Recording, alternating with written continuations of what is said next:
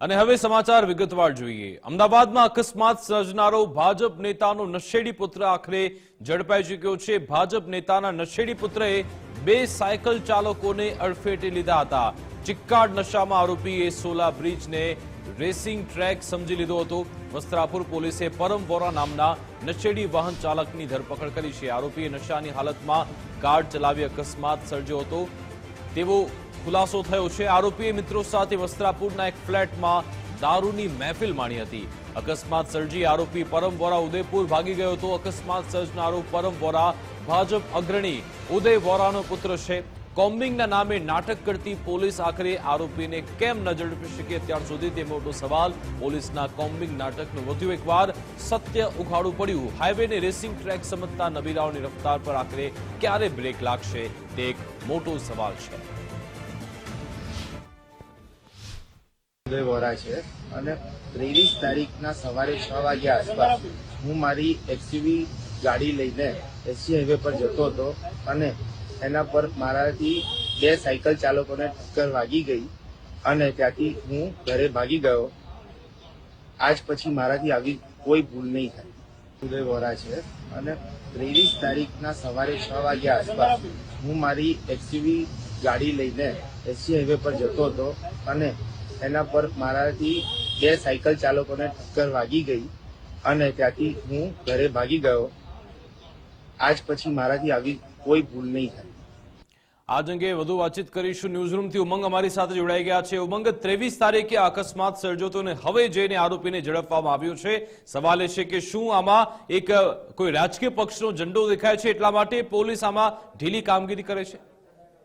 પહેલા તો વિકાસ, પોલીસ છેલ્લા 6-7 દિવસથી જે કોમ્બિંગ કરી રહી છે અને ધમાકેદાર જે અમદાવાદ પોલીસનું ઇન્સ્ટાગ્રામ પેજ તમે જુઓ ને તો ધાડ તમામ કર્મચારીઓ, પોલીસના અધિકારીઓ એ રીતે બતાવે છે કે અમદાવાદ પોલીસ હવે કામે લાગી છે અને આપણને વિશ્વાસ આવે કે હવે ભાઈ કોઈ અકસ્માત નહીં થાય। કદાચ અકસ્માત થશે તો અકસ્માત થતા ને થશે, મતલબ એટલે જ એને અકસ્માત કહીએ। પણ હવે આપણને એક વિશ્વાસ હતો કે કોઈ નબીરો, કોઈ દારૂ પીનારો, કોઈ રસ્તા પર ચાલતા રાહદારીઓ કે સાયકલિંગ કરતા લોકો અથવા તો બાઇકને અડફેટે નહીં લે અને કોઈનું મૃત્યુ નહીં થાય, કોઈ નશેડી છે રસ્તા ઉપર નહીં નીકળે, વાતનો વિશ્વાસ આપણને અમદાવાદ પોલીસે અપાવી રહેવાનો પ્રયત્ન કરી રહી છે। પરંતુ આ જે અકસ્માત થયો, આ અકસ્માતમાં પણ એ જ નીકળ્યું।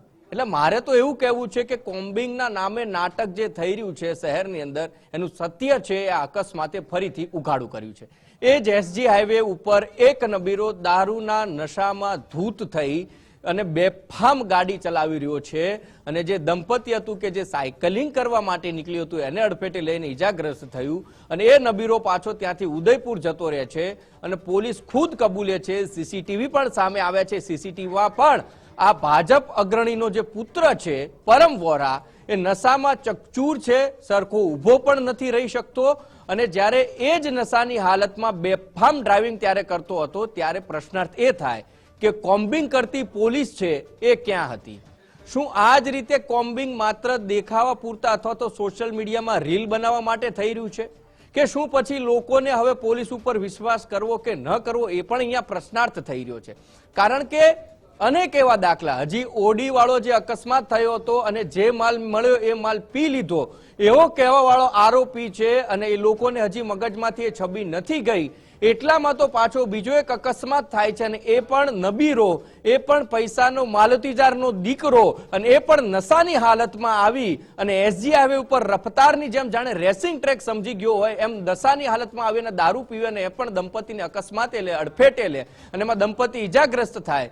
સદનસીબે સીસીટીવી તો કામ કરતા હતા પરંતુ કોમ્બિંગના નામે ક્યાંક નાટક થઈ રહ્યું હતું એટલે નબીરો ન પકડાયો અને નબીરો અકસ્માત કરીને ઉદયપુર જતો રહે ત્યાં સુધી પોલીસને ખબર પણ ન પડી। એટલે વાત અહીંયા એ છે, કદાચ નબીરાઓ પાસે દારૂ પીવાના પરમિટ હશે પણ એ ઘરે બેસીને પીવાનું હોય છે, નહીં કે તમે નશાની હાલતમાં બહાર નીકળી અને જેમ આવે એમ જે રાહદારીઓ છે, સામાન્ય લોકો છે, મધ્યમ વર્ગના જે લોકો છે એમને તમે તમારા જીવના જોખમે તમે એમને ક્યાંક પોતાની માની અને એને જેમ ફાવે એમ અકસ્માત કરતા ફરો। એમના મોતની કિંમત તમારા પૈસા તોલે ક્યારે પણ નહીં આવે અને એમ છતાં પણ આ નબીરાઓને ક્યાંય પણ સહેજ પણ લાજ લજ્જા શરમ નથી અને જ્યારે પોલીસ પકડે છે ત્યારે આ ભાઈ પરમ વોરા મોટી વાત કરે છે કે મારાથી ભૂલ થઈ ગઈ, હવેથી આવી ભૂલ નહીં થાય।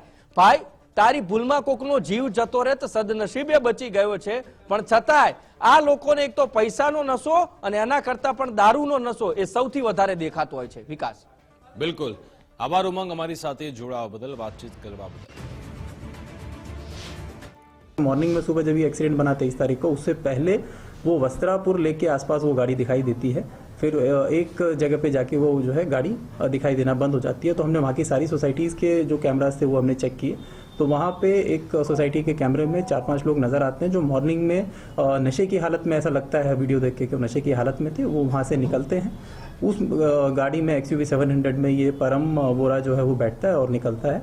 तो ये जो है गाड़ी में अकेला बैठा हुआ था. तो ये जो है जब ये बनाव बनता है तब उस टाइम पे अभी तक की जो हमने पता चला है ये अकेला ही था, और इसने ऐसा बताया है कि ये नशे की हालत में था और इसको ने जानबूझ के एक्सीडेंट नहीं किया, ऐसा इसका कहना है. उसके अलावा ये जब बनाव बना तो हमने जो है जहाँ पे ये गाड़ी रिपेयर कराने के लिए गया था वहाँ तक भी हमने जो है CCTV चेक किए हैं. वहाँ पे CCTV में गाड़ी नहीं आ रही है, लेकिन जो मैकेनिक है उससे पूछताछ करने पे पता चला कि गाड़ी वहाँ पे एक्सीडेंट के बाद लेके गया था, और उसके बाद इसने जो है बताया था उसको कि भाई मैं 4 दिन के लिए उदयपुर शादी में जा रहा हूँ, तो उसके बाद आने के बाद मैं पेमेंट करूँगा. तो वो चीज़ वहाँ से भी वेरीफाई हमने की है कि यही गाड़ी थी, यही आदमी था. तो ये इसके लिए हमने जो है लगभग 100 से ज़्यादा कैमराज वो जो है हमने चेक किए हैं, कंट्रोल से भी चेक किए हैं, टेक्निकल सर्वेलेंस, और ये बहुत अच्छा डिटेक्शन जो है वो हुआ है. और इसकी अभी तक कोई क्रिमिनल हिस्ट्री नहीं पाई गई है. इसके जो इसका बिजनेस है, इसका सर्जिकल इक्विपमेंट्स का इसके फादर का बिजनेस है, ये भी उसी में काम करता है.